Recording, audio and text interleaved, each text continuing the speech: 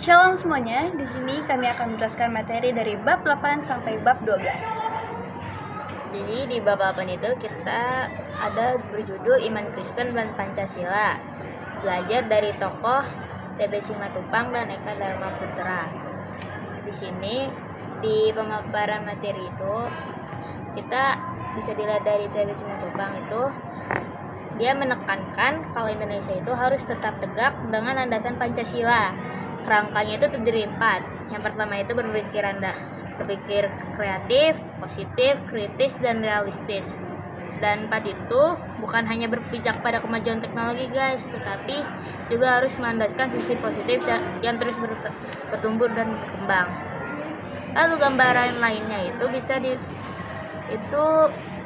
kita walaupun mengedepankan Pancasila, kita juga harus menggabungkan dengan ideologi sekaligus pandangan hidup yang biasa kita terapkan, yang setidaknya itu bisa menjadi daya tarik emosional sendiri. Dari Eka Dharma Putra itu memberikan perhatian sangat besar pada Pancasila guys. Nah, dengan disertasinya yang telah dibukukan dengan judul Pancasila, Identitas dan Modernitas. Dalam buku itu, Eka Dharma Putra menekankan bahwa Pancasila adalah sebuah ideologi yang sangat diperlukan oleh masyarakat Indonesia yang majemuk karena ideologi ini bersifat inklusif atau terbuka. Nah, bagi Eka Dharma Putra, rangkulan dan kebersamaan dalam negara Pancasila ini harus benar-benar diwujudkan dalam kebebasan memeluk agama bagi seluruh masyarakat yang ditegaskan dalam Undang-Undang Dasar 1945 pasalnya yang ke-29. Dan karenanya kebebasan itu harus dijamin. Jadi kesimpulannya, kerangka pemikiran kedua tokoh ini dituangkan untuk menjawab realitas Indonesia yang majemuk beragam. Untuk itu dibutuhkan sikap toleransi terhadap kehidupan bangsa yang dibangun bersama, berlandaskan Pancasila dan Undang-Undang Dasar Negara Republik Indonesia. Dari dalamnya perlu dibangun sikap solidaritas terhadap semua orang mengingat banyak sekali perbedaan yang ada gitu. Oke. Kita lanjut ke bab berikutnya, bab 9. Bab 9 tentang spirit perdamaian dalam budaya Indonesia. Diambil dari Mazmur 145. Yang kita tahu kalau Indonesia itu kan beragam-ragam budayanya guys. Jadi walaupun kita memiliki banyak keberagaman seperti dasar kita itu Bhinneka Tunggal Ika, walaupun kita memiliki banyak budaya, kita harus tetap menjalani perdamaian. Seperti kita memiliki ada tiga contoh budaya. Yang pertama itu Pela Gandong, itu berasal dari Maluku yang menekankan aspek kekerabatan. Yang kedua itu Daihan Natolu, itu berasal dari Sumatera Utara. Tapanuli, Batak Toba, itu menekankan hubungan kekerabatan juga. Itu tapi ini menjalin dengan ikatan sedara dengan hubungan perkawinan yang terbentuknya kekerabatan. Terus yang ketiga itu ada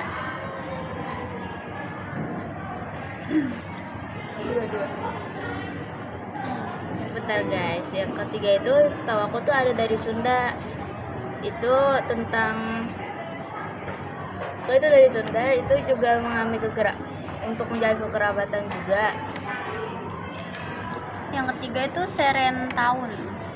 Serentaun tuh sebagai upacara adat ungkapan syukur gitu atas panen yang udah Tuhan berikan. Itu tujuannya memperkuat kebersamaan dan gotong royong. Proses nganjayak melambangkan kasih Tuhan dan toleransi dalam kehidupan sosial. Nah, jadi budaya yang berbeda itu merupakan ruang pengenalan antara yang satu dengan yang lain. Demikian juga kesempatan berkenalan dengan teman yang berbeda keyakinan agama, suku bangsa, itu tuh untuk memperteguh iman dan toleransi kita juga. Nah, belajar beriman melalui iman orang lain merupakan salah satu cara untuk menghadirkan iman sendiri kepada orang lain juga.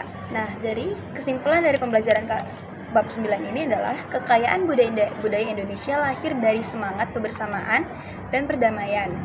Pela Gandong di Maluku, Dalihanan Tolu di Tapanuli Utara, juga Serentahun di Jawa Barat merupakan contoh dari spirit perdamaian dan kebersamaan dalam budaya Indonesia. Spirit perdamaian dan kebersamaan itu ditampilkan juga oleh pemazmur yang memperlihatkan Allah yang pengasih dan penyayang, panjang sabar dan berlimpah kasih setianya. Jadi kita lanjut ke bab 10. Bab 10 tuh dengan judul mediasi dan rekonsiliasi. Ayat yang diambil itu dari Kejadian 33 ayat 11. Nah, pertama tuh ada mengkreasikan proses mediasi dan rekonsiliasi. Itu merupakan dua proses yang penting dalam menyelesaikan konflik dan membangun hubungan yang harmonis. Mediasi adalah proses penyelesaian konflik dengan bantuan pihak ketiga yang netral. Sedangkan rekonsiliasi adalah proses membangun kembali hubungan yang telah rusak. Nah, di sini juga ada merangkum arti moderasi beragama di Indonesia. Moderasi beragama itu adalah konsep yang penting dalam membangun kehidupan beragama yang harmonis di Indonesia, guys. Moderasi beragama berarti menghindari ekstremisme dan radikalisme serta mempromosikan toleransi dan kerukunan antar umat beragama. Nah, lalu membuat program moderasi beragama dalam lingkungan sekolah. Program moderasi beragama di sekolah dapat membantu mempromosikan toleransi dan kerukunan antar siswa dari berbagai agama. Program ini dapat meliputi kegiatan seperti yang pertama, mengadakan diskusi antar siswa dari berbagai agama untuk mempromosikan toleransi dan kerukunan. Yang kedua, mengadakan workshop untuk siswa tentang pentingnya moderasi beragama dan cara-cara mempromosikannya. Dan yang terakhir atau ketiga, itu mengadakan kegiatan sosial seperti bakti sosial, donor darah, atau kegiatan lainnya yang melibatkan siswa dari berbagai agama. Di kesimpulan di bab 10 itu, kita bisa menyimpulkan kalau kehidupan masyarakat yang penuh damai itu bisa dicapai dengan membangun hubungan yang harmonis, menerima perbedaan dan menghargai keunikan setiap individu. Jadi ayo kita jaga keharmonisan dan keselarasan dalam masyarakat kita. Oke, sekarang kita lanjut ke bab 11. Bab 11 itu kita mempelajari tentang teologi ekologi. Jadi teologi ekologi itu diambil teologi dulu, itu berdasarkan dari kata theos dan logos yang berarti tentang firman Tuhan. Dan ekologi itu berasal dari oikos yang berarti rumah dan logos itu ilmu atau pengetahuan. Jadi teologi itu tentang firman Tuhan dan ekologi itu tentang rumah atau tempat di mana kita mendapat ilmu pengetahuan. Lalu teologi ekologi itu tidak hanya berbicara tentang relasi yang kuat di antara semua makhluk, tetapi juga di antara makhluk dengan Allah Sang Pencipta. Nah, sesuai dengan namanya, teologi melibatkan Allah dalam seluruh rangkaian perjalanan alam semesta ini.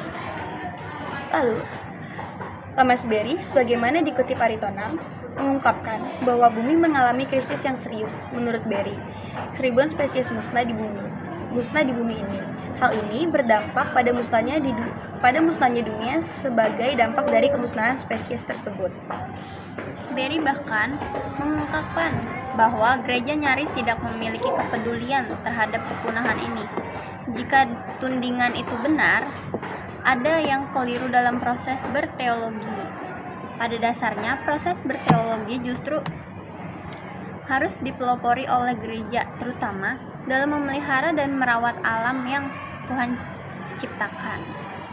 Jadi, teologi ekologi dimaksudkan agar manusia benar-benar memahami panggilannya untuk bersikap positif terhadap lingkungan sekitarnya, sehingga alam tetap terpelihara dengan baik. Proses pemeliharaan alam dengan baik akan membuat kehidupan terpelihara juga dengan baik. Manusia dan segala makhluk yang hidup yang ada di dalamnya akan terus terpelihara jika dipelihara juga dengan baik. Oke, kesimpulannya. kesimpulannya, pemahaman tentang teologi dan ekologi ini makin menguat tentang teologi sebagai firman Allah dan tanggung jawab ekologis yang harus kita wujudkan dalam kehidupan kita. Dan kini kita memiliki pemahaman bahwa melestarikan lingkungan hidup merupakan wujud pemahaman atas perjanjian antara Allah dan dengan manusia dan dengan semua makhluk hidup lainnya. Kita akan lanjut ke bab 12, yaitu tentang bahaya kerusakan alam. Ini ada keterkaitan dengan bab sebelumnya tentang teologi dan ekologi.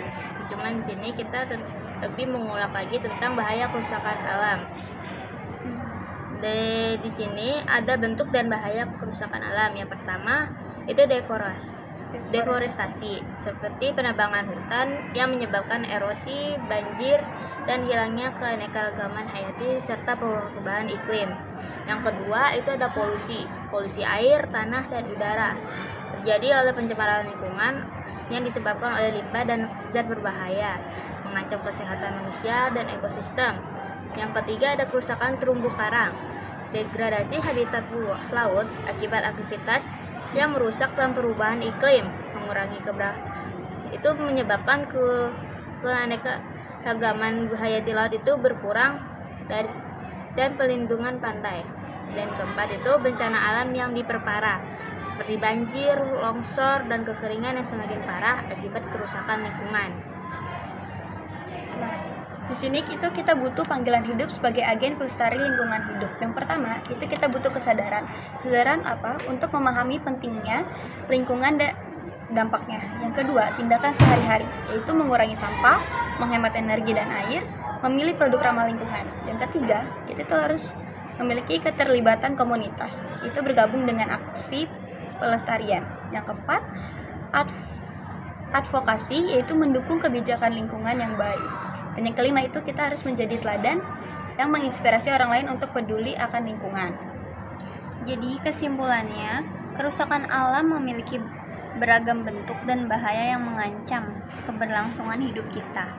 Sebagai bagian dari alam, setiap individu memiliki panggilan hidup untuk menjadi agen pelestari lingkungan melalui kesadaran, tindakan nyata, dan keterlibatan dalam upaya pelestarian. Kampanye pelestarian alam meskipun sangat singkat juga menjadi pengingat dan ajakan bagi semua orang untuk mengambil tanggung jawab demi menjaga bumi kita yang kita tinggal. Oke. Sekian pembahasan bab materi dari bab 8 sampai bab 12 ini, kiranya bisa menjadi pembelajaran bagi kita semua dan bagi teman-teman yang menonton. Sekian dari kami, maaf jika masih ada kurang atau perkataan yang salah. Tuhan Yesus memberkati. God bless you.